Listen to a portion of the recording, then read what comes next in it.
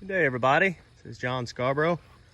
This is my second video after the cows have moved. I just made a video yesterday when I had put the cows in here.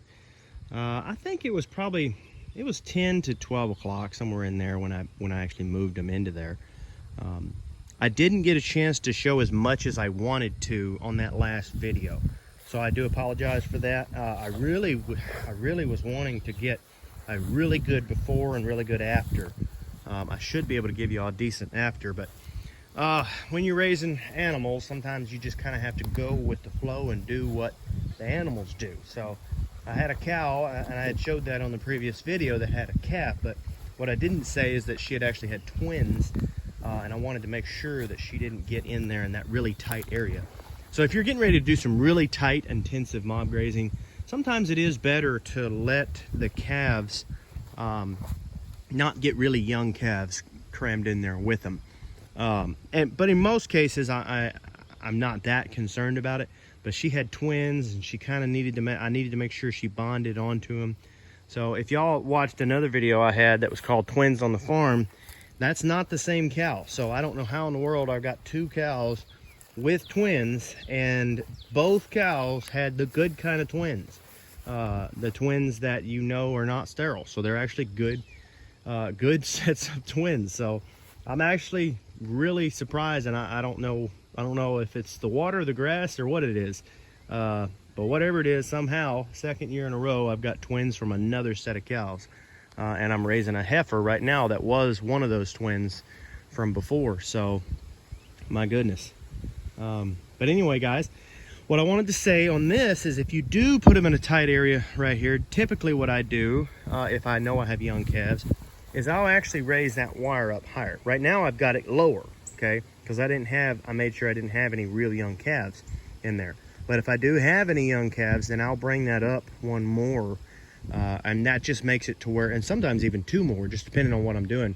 And that just makes it to where the calves can flow back and forth, and they never get shocked. And they can come out here and eat as much as they want. And it's the mamas that are getting the heavy pressure, because those are the ones you really want to be putting the pressure on.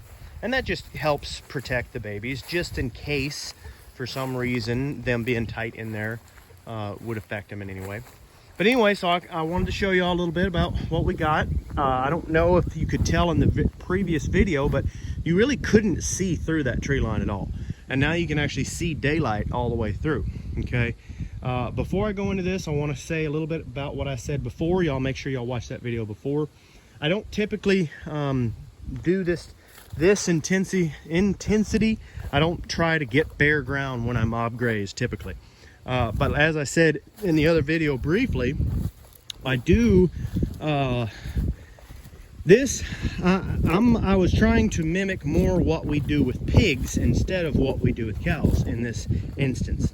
And it was kind of experimental. And the reason is typically you don't want to mob graze really hard an area, because you don't want to bring it down to bare dirt and potentially mess up the good grass that you've got and encourage weed seeds in the seed bank. And that's really the reason why you wouldn't want to do that right there, okay? Just because you would encourage weed seeds. And as you can see here, we've pretty much tilled the soil here, okay? Now another thing is I knew that I had several days of dry weather after this. And so even though I did put them in here in the while it was a little bit damp from the rain before, I made sure that today and for the next several days are going to be good and dry. So this is going to have a chance to dry up. So what I've got is kind of a tilled soil, similar to what you would get if you would have put hogs in here. Now hogs, I think, would have done a little bit better back in there, but I don't own hogs right now, and that's just something I wanted to try, is what kind of a result can I get from this? So why would you do this? What would be the exception? Well, you would do this in places where you don't have good green grass, where you don't have good forage. You have a lot of these scrabbly thorn vines and bushes and berry vines and things that are not as highly palatable, okay? So in that case, you don't have anything growing that is desirable anyway. So you actually want to stir up the seed bank in hopes of getting the right growth, the right seeds stirred up. Now, there are a lot of people that do this, like with hogs and stuff, and they say that there's a specific amount of disturbance in order to get that when it comes to hogs. Well, when it comes to cows, I've never actually seen anybody else do it, so it's kind of experimental for my own self on this. So I'm going to kind of let y'all follow along on this. I hope to do another follow-up video showing what the results are. Like, is this enough disturbance? Is this too much disturbance? What have we got here? Okay, but there's other reasons why I did that. And part of the thing is I want to clear out all of this underbrush along this creek. I don't want to cut the trees away, because you want to leave trees and growth near your creeks. Okay, that holds it, that helps hold your creek together, and you don't want to do that. Okay, but what it does do is when all of that brush grows up around there, it actually starts to hinder growth, your smaller growth and root structure. So if you can get rid of that smaller growth and trim some of the limbs higher up, then you allow light to come in on both sides while keeping the benefit of the trees. You allow light to come in there and grass to grow all the way into the bank. So then you're actually getting a better result, and you're actually mimicking exactly what would have happened thousands of years ago with the herds, and really just a couple hundred years ago with the big herds of buffalo or big herds of any type of herd animal in any part of the world. You're mimicking that because they would have gotten to these areas. And here's the thing, guys. We as farmers, we try to keep from mob grazing them during more wet areas because it's better for us usually. But here's the thing, in the wild, back in the day, back when they would have taken care of themselves, they would have been mobbed whether it was raining or whether it was dry. They would have been mobbed all the time. That's just how they were. They were continually mobbed. So they actually mobbed grazed all the time. So when you hear these rules that I make or other people make, just remember they're actually guidelines there to help our own income and our own properties and things like that. We're trying to encourage things towards a direction that we think is better, okay? But in reality, as far as grazing animals the way they were grazed in thousands of years ago, the way they grazed themselves, they would have done this. After a rain, you would have seen this. So there would have just been patches, there would have been places here and there. Here's the crazy thing. During a rain, they would have gone to a place like this. They would have gravitated towards a tree line or towards trees or towards brush or things like that. So because of that, that's where the heavy impact would have been, is in areas like this, places like this. It wouldn't have been out on the pastures or out on the prairies. They would have been kind of trying to find cover, okay? Because that's what they do, even when you put them in a larger pasture, that's what they do anyway. So you are actually kind of mimicking what would have happened, but you're choosing where that would have happened rather than them going to the same spot that they've been to, 50, 100 times in the past several years. You're saying, here, I'm going to put you here instead, because as grazers, we don't have the advantage of thousands of acres like they would have. We may only have 100 acres or so. So there's limited places where they can get to, and they can kind of be lazy, the same as humans, and choose that place. So we're able to use this hot wire to kind of select where they would have gone. So just kind of keep that in mind when you hear certain rules and guidelines and things, that they are actually just guidelines. And when you hear people talk about not allowing your cattle to get into wet zone, don't mob them up when they're wet, that those are guidelines. They are important guidelines, and they are definitely things that you should consider listening to for the most part, and definitely don't do anything outside that until after you kind of learn it for yourself what to do. But just keep in mind that there are things that you can do outside of those guidelines, especially when we're looking at something like this, like a place that was growing nothing but thorny, you know, just undesirables. Nothing was able to graze it. You know, they weren't getting any grazing out of it. The creek line wasn't getting any sun, so it wasn't able to actually get inside there and grow more grasses and things like that. So think about the way we would have had to clean this if we didn't mob graze, okay? The only alternative, well, I mean, yes, you can get in there with a chainsaw and get all scratched up and all like that, but it would take a long time, and usually it just doesn't happen.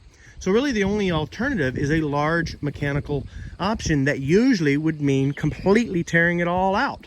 Smooth, trees, all of it. That's really the only other economical, that's not really economical, but really the only other, a lot of times the only answer that will happen, okay? But the beauty of having cattle to do it is they're able to do it in a much more gentle way that doesn't tear up the trees, that leaves the trees intact, that allows the trees to still be there, holding their root structure and holding that creek together, while then allowing and encouraging a new growth, a undergrowth of grass and desirables that would grow up around that creek and help to hold it in as well. That much more help holding it in.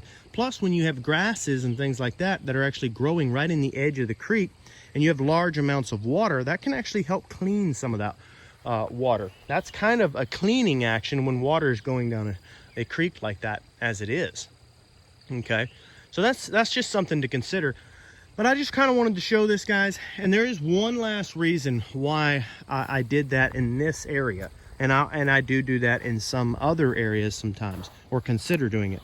And that is that some of these areas, like down in here where it's a little bit more wet, the water stays wet right there.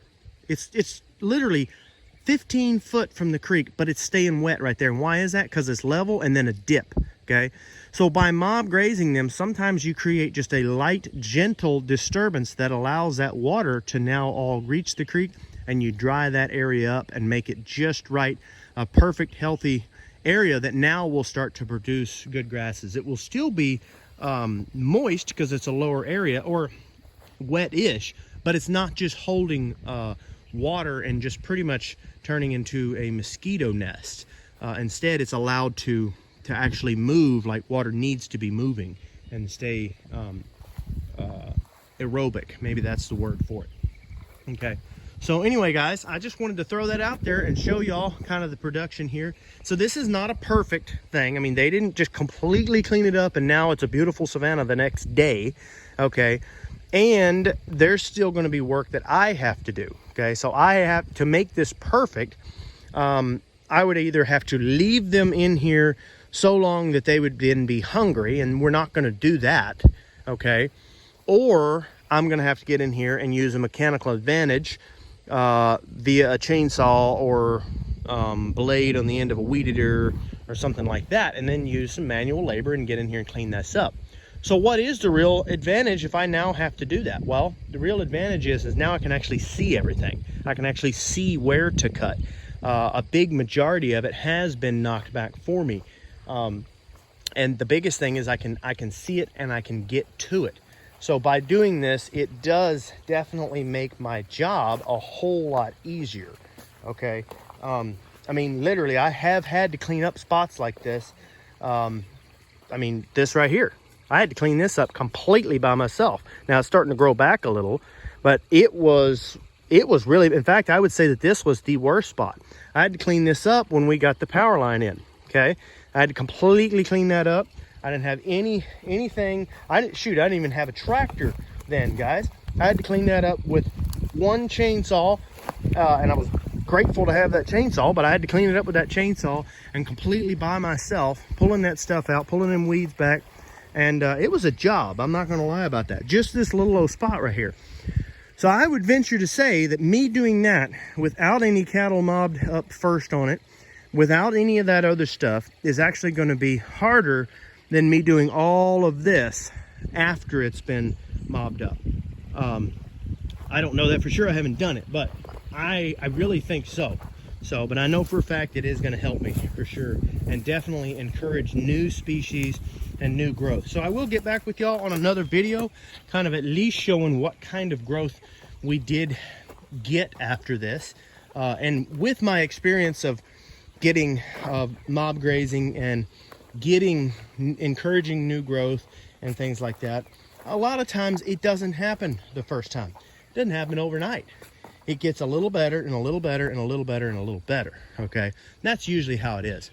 But for this area, it's more about the sunlight and the light disturbance. So I would like to show y'all what we can actually get done. I probably will remove like that tree that's growing up next to this big one right here.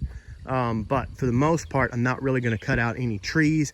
I'm just gonna delimb some of the trees and get rid of the underbrush, and hopefully kind of start getting some grasses growing up in there, and maybe even improve our grazing.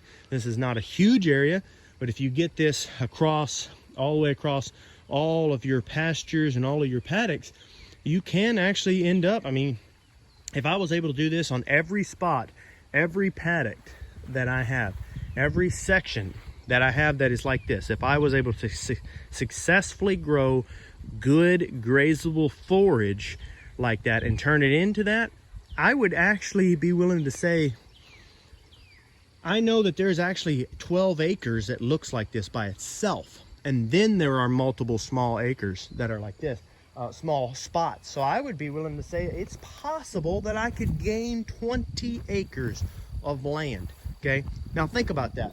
You have to do a lease on a whole piece of land. Now this is our land right here, but I'm just making a point here, okay?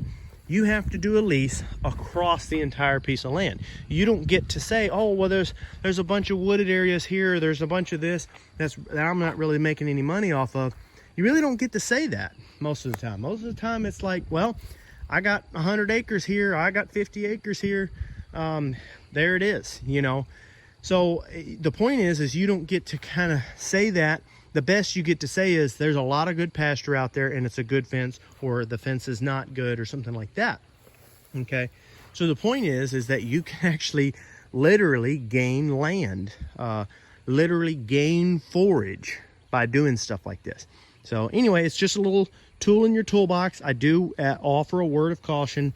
I'm gonna cut this video short here in just a minute, but word of caution when you're doing tighter grazing and when you're grazing to the point where you bring it all the way down like that.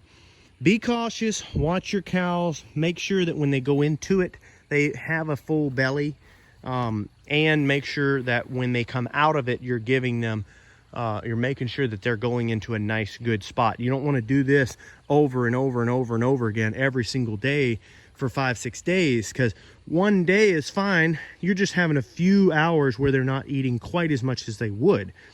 Which is not that big of a deal. But if you have days and days where they might be slowing down on their eating, well, you're going to hurt your pocketbook and you're not going to be good on the cows. So you do want to be careful about that. You know, I typically only do spots like this. I'll do it, and then it might be another 3 or 4 months before I hit another area like this hard. The second word of warning is an area, when I do an area like this one, I will not come back this hard, but maybe once a year. I only do it once a year, and honestly, I don't know if it comes out like I want it or close to how I want it. I probably won't even have to come back again this aggressive. I might come back slightly aggressive, but not nearly this aggressive after this. Just because, you know, the main thing is you want to give it at least a year of recovery when you give it that kind of hard aggressiveness. Now, that's just how I do it. I'm not saying that you couldn't. A lot of people, like with hogs and stuff, it might be 3 times a year that it's that aggressive when it comes to hogs. But I just don't typically push it that hard. But maybe one day I will. I'm just letting y'all know how I do it. But then the last word of caution is that if, like I said, if you have younger calves or something like that, do be cautious about how tight you're grazing them, or, you know, when you've got young calves. Just make sure that those calves can flow in and out so that they are safe. Those mamas, they'll be fine. They'll be perfectly fine. And then the last thing that I'll say is, if it's an area that they don't have you know, wherever it is, make sure that they do have a dry area that they can lay down. Okay. And then lastly, if they, for some reason, if they don't have an area where they can lay down, just don't leave them in there for as long. You know, you like if it's somewhere where they're real tight and they have nowhere that they can lay down, well, they don't need to lay down constantly, you know. So just make sure that that kind of scenario would just be for an hour or 2 hours or something like that, you know, where they can actually just stay in there and walk around and graze and move around, you know. So anyway, that's kind of what I wanted to show right there. We definitely got some good impact, and I'm definitely excited to see this spot cleaned up. So thanks, everybody. Don't forget to like and subscribe.